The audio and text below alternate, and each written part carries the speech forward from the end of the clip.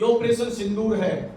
और जिस दिन ऑपरेशन पटना हो गया मेहंदी होगी, जिस दिन ऑपरेशन पटना मसला है ना, यानी वो पूरी देही पे मसला है ना। सिंदूर तो केवल एक थोड़ी सी स्थान पर थोड़ा सा चुटकी भर लगे है, तो आज तो चुटकी भर है, तो ध्यान रहिए अगली बार यहाँ पटना मसला लगा।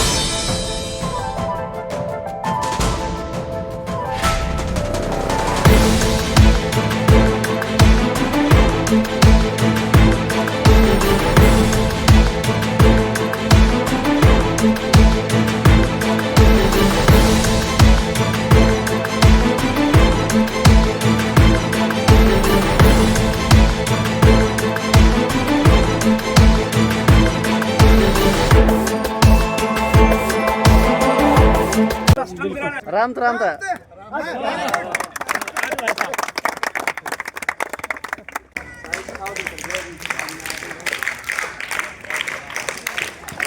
बेटा चलिए।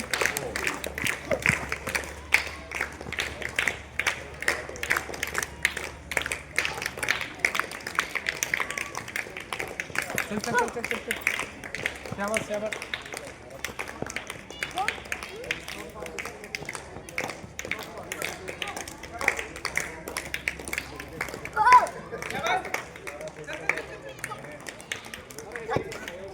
युवा शहीद युवा भगत सिंह युवा समिति सर हमारे हैं शहीद भगत सिंह युवा समिति गांव में अच्छे कार्य कर ही रहे हैं, तो सारा काम साथ है। अन्यथा जो तुम्हारा मामला आपका ही आपका सोच जो मिले है ना प्रभावित से ही भी पड़े काम बड़े प्रभावित आपने पद मिला आपने खुशी मिली बहुत अच्छा आगे आगे अच्छे काम करो आप आगे। आदरणीय नरेश बुक्कल जी पगड़ी से ओएसडी साहब का सम्मान करेंगे। सबसे बड़ा सम्मान पगड़ी का होता है। जोरदार तालियों से स्वागत करें। सरपंच एसोसिएशन रमेश सरपंच जी साथ में खड़े हुए हैं।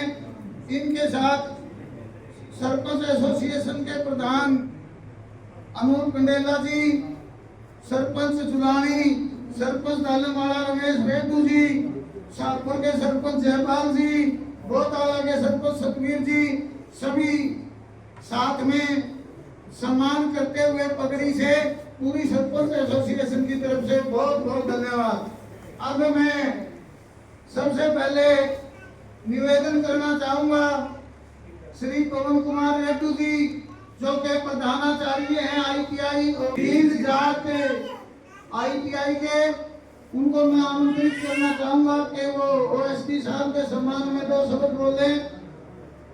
पवन कुमार जी प्रधानाचार्य भी हैं और कंडेला खाप के प्रधान श्री धर्मपाल जी के पुत्र लालो भतीजे लालो एक ही बात है। आदरणीय पवन कुमार जी हमारे मध्य जो एक बन के उभरे हैं OSD CM श्री वीरेंद्र सिंह जी बड़खालसा और हमारी खाप की पूरी सरदारी प्रधान धर्मपाल कंडेला जी, सरपंच एसोसिएशन स्कूल की प्राचार्य मैडम रजनी जी, युवा समिति शहीद भगत सिंह युवा समिति कंडेला से जो काम करती है युवाओं के लिए, आप सभी का मैं आप विद्यालय में पहुंचने पर अभिनंदन करता हूं, स्वागत करता हूं।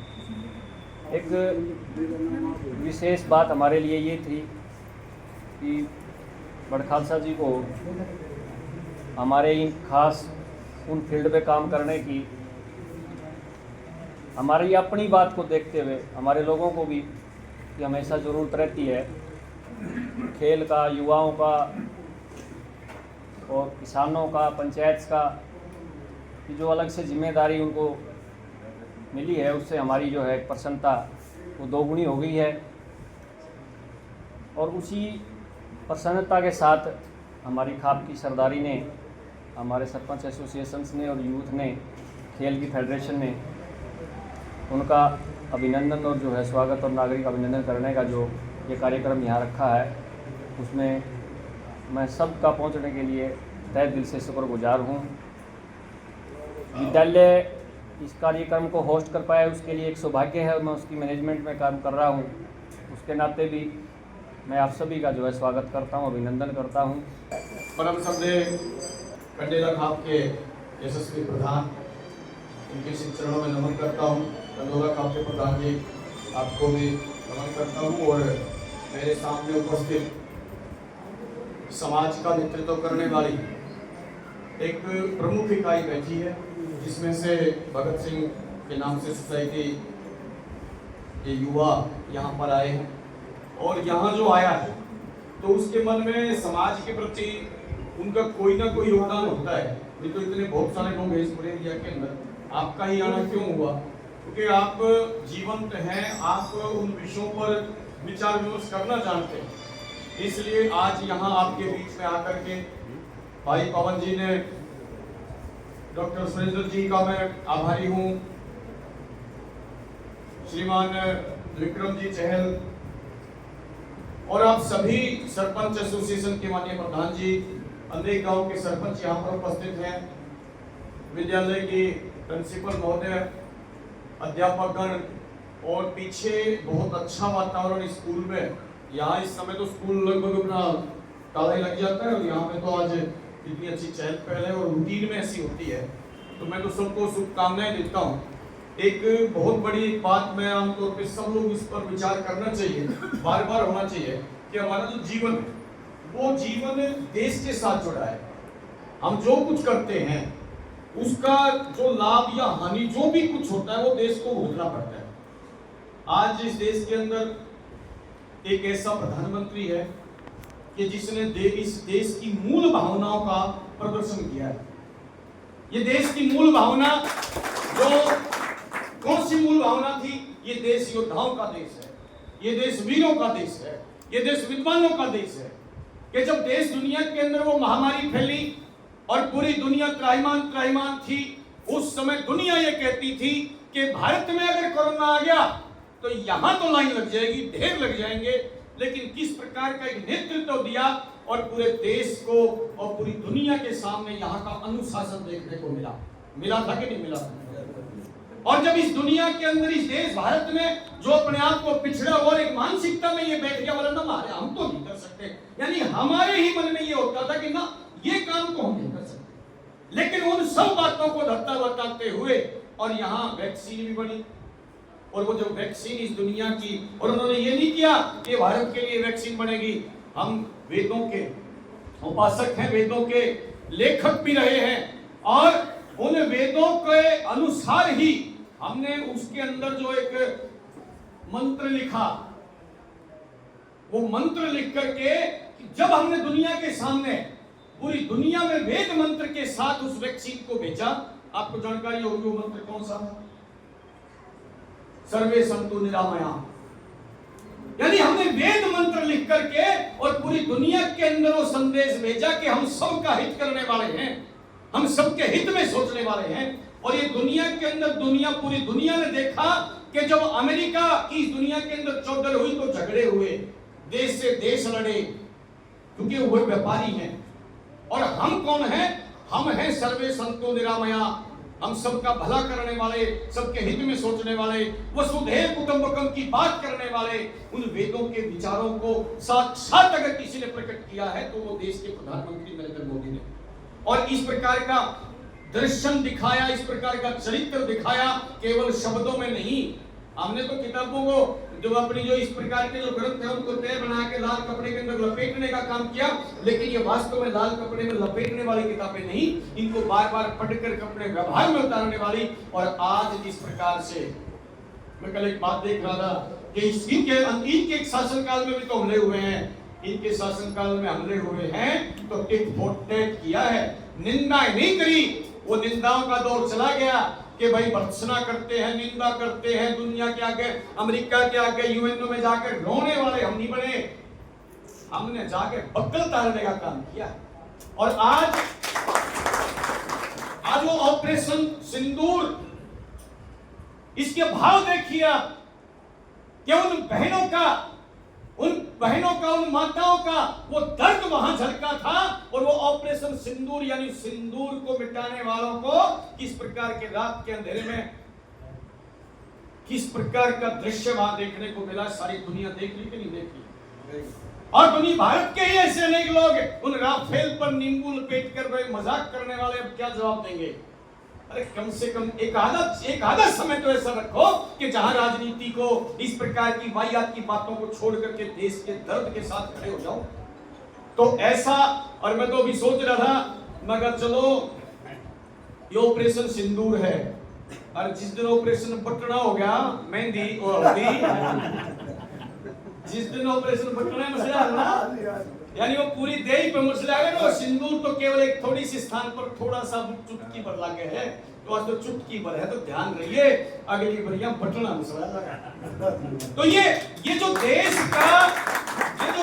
के विचारों के अनुरूप देश का शासन चलता है, तो ये देश के लोगों के लिए सबसे गर्व और गौरव की बात है। और दुनिया में इससे बड़ा गौरव कोई नहीं होता जहां सम्मान के साथ जिया जाए। बातें पहन लेंगे, भूखे रह लेंगे, लेकिन सम्मान के साथ जो देश के लोग रहे। और जब दुनिया के अंदर भारत के लोग जाते हैं, मैं तो कभी विदेश गया नहीं हूं, और ना मेरी कभी इच्छा होती है विदेश जाने की, लेकिन जितने लोग विदेशों में गए हैं उनसे जब हम पूछते हैं, आप भी पूछते होंगे, तो उस पहले क्या फील होता था, अब क्या फील होता है? पहले ये होता था जो कुछ बिहार का मानस यहाँ आ जाए उसको जो सम्मान हम देते थे, यही तो था ना।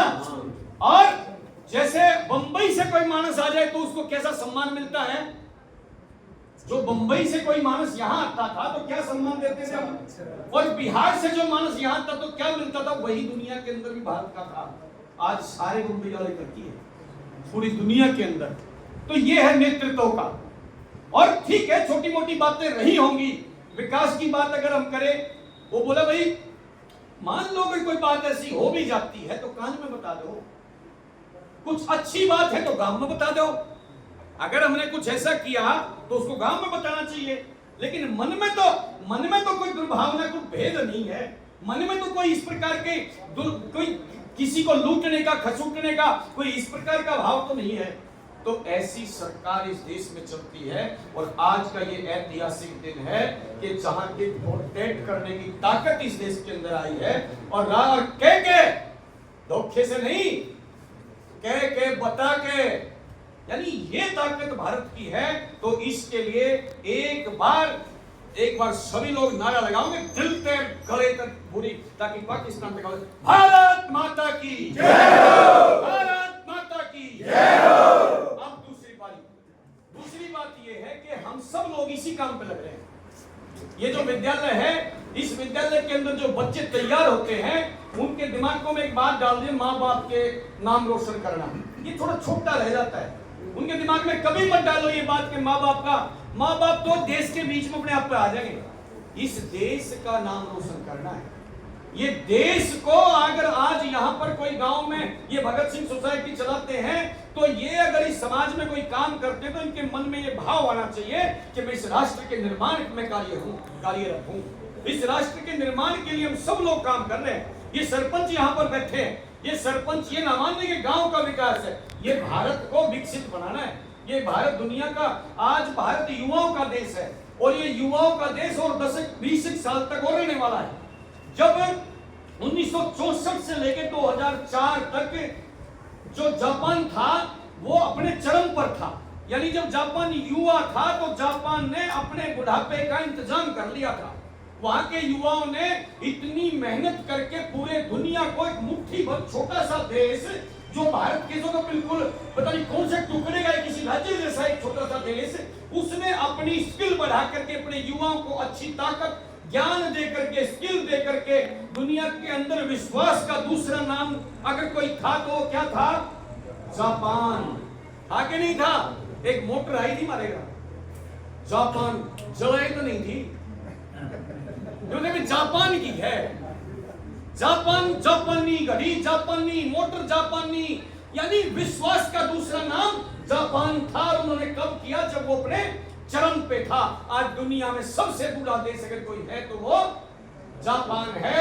लेकिन वही है कि हाथी वो बाजार खाकर बूढ़ा हो जाते के तो इसलिए आज हम सब लोगों को मजबूती से लगना है।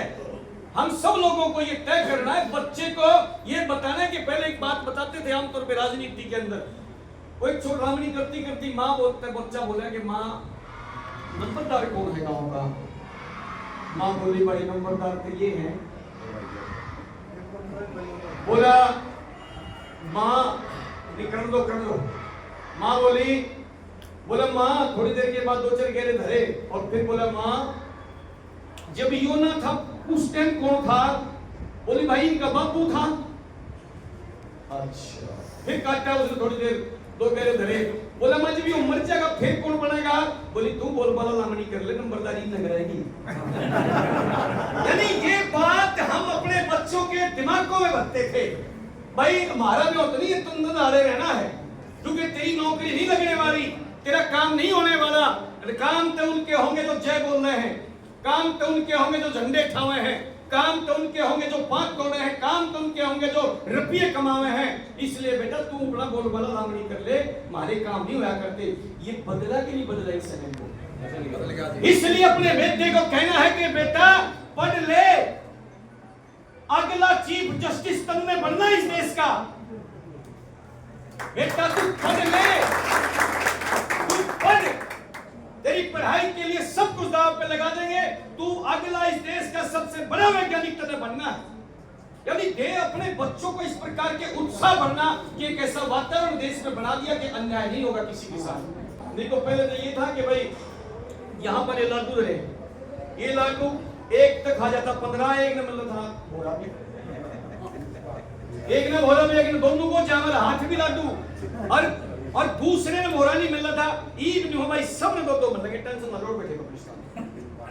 तो व्यवस्था यह है कि बात ही, तो इसलिए आज आप लोग इस व्यवस्था को आज जींद को देखो। आप भाई देखो, मैं पहले भी जींद आता था और हम लोग भाषण भी सुनते थे, जींद से ही शुरू होता था सब सांग राजनीति का, तो होता था कि नहीं? लेकिन जींद में एक बड़ा गांव के अलावा जींद कभी दिखता नहीं था। आज मेरे गांव से जींद के बीच का रास्ता 50 मिनट का है। सर जींद में विदेश सोचा तो 3-2.5 घंटे लगते जींद जाने का। यानी इस प्रकार से ये सारा विकास जब हुआ है, जब एक अच्छे विचारों की सरकार, न्यायकारी सरकार, और न्याय करना खापों का, ये सबसे पहली खापों की अगर कोई पहचान है तो वो न्याय है। उन खापों की आकांक्षाओं पर खरी उतरी है ये सरकार।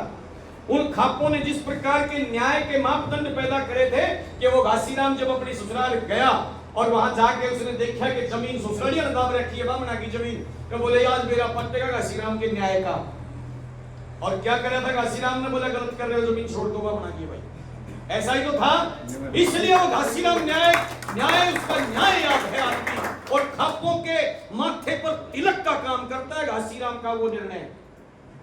इसलिए न्यायकारी बनो।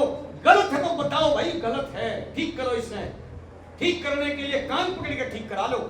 लेकिन बस गलती बेशक विरोध को मुंह विरोध करना, बिना बात करना है, ऐसा नहीं। काम के अनुसार अपना विचार बदल लो। जिस प्रकार के वातावरण में आप ये स्कूल, यहाँ के स्कूल के ही पैरामीटर बनाए जाएंगे कि स्कूल चलाना है। देसी यहाँ कोई हुक्का भर के बैठेगा और इस तरीके से स्कूल नहीं चलने वाला। स्कूल तक अपने हिसाब से चलेगा, जैसे यहाँ की प्रिंसिपल कहेगी, प्रिंसिपल की बात, राम की बात, भगवान की बात मानी जाएगी, जो पर ये कहे न्यू करा जाएगा। ऐसे नहीं होगा कि यहाँ हुक्का भर के बैठ गए, बीड़ी ला के बैठ गए, नहीं, बाहर बैठो चलो। यानी सिस्टम को फॉलो करना पड़ेगा। और हमारे जो नौजवान हैं उनको अब वर्तमान के समय अनुसार जिस प्रकार की देश की परिस्थितियां हैं इनके हिसाब से अपने आप को ढालना पड़ेगा, और अपने आप को ढाल करके जब हम चलेंगे तो समाज हमारे साथ चलने के लिए तैयार खड़े होंगे। और आपका अच्छा व्यवहार आपके पूरे पड़ोस में, पूरे गांव में आपको अपनी तरफ प्रभावित करेगा। इसलिए गुणों का विकास करना, अपने चरित्र का विकास करना। आज दुनिया भर की बातें करें, गांव का ही लड़का गांव की ही लड़की को लेकर के चला जाता है, किसका है वो हमारा ही तो होगा। तो कहीं ना कहीं हमने चूक करी ना, गलती हमारी है ना कि हमने वो विचार नहीं दे पाया, दे दिए उसको, एक संस्कार नहीं दे पाए हम। इसलिए पहले तो अपने न मजबूत करें तो अपने परिवारों को बचाना होगा। थोड़ी थोड़ी बातें परिवार टूट जाए, 5 आदमी है 2 जगह बट गए, पता लगा बापू ने उसने भाई एक ले गया, मां ने वो ले गया, ये तो प्रकृति के साथ खिलवाड़ हो रहा है। कौन है ये? हमारे ही तो होंगे। इसलिए परिवारों को तोड़ने से बचाना, इसलिए युवाओं के अंदर स्किल बनाना, उनका सॉफ्ट स्किल कम से कम बोलना तो सीख ले। छोटू राम ने 2 बातें बताई थी, 2 या मतलब एक तो मान लो, एक तो 2 मतलब को एक तो मान लो, तीसरी चौथी ने बाद में देख लियो। बोलना सीख ले, केवल बोलना तो सीखना है। तो आप ईसाई महसूस करिए कि आप तो आप कभी किसी प्रकार की हमारी तरफ से कोई निराशा नहीं होगी। जितना भी है पूरी ताकत लगा देंगे आपके सम्मान को बढ़ाने के लिए, इस पगड़ी का मान रखने के लिए। बस आप लोगों ने मुझे यहाँ बुलाया और मुझे सुना, इसके लिए मैं आपका बहुत बहुत आभारी हूँ।